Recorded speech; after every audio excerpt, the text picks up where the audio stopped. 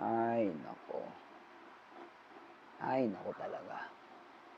Kayo, kumari kayo ng sarili mong pangalan para sumikat din. Hindi yung nakita kayong kapwa nyo Pilipino napapansin at sumisikat, umaangat, atakan nyo pababa. Grabe kayo talaga. Crab mentality ang mga utak nyo. Sheesh! Maging masaya na lang kayo sa narating ng tao. No? Maging masaya na lang kayo. Hindi lang kayo napansin. Nagbago na.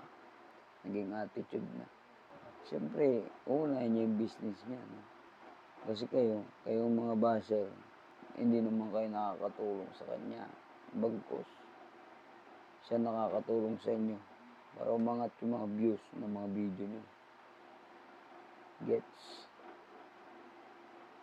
Maging masaya na lang kayo para sa kanya. No? Talaga, ewan ko ba.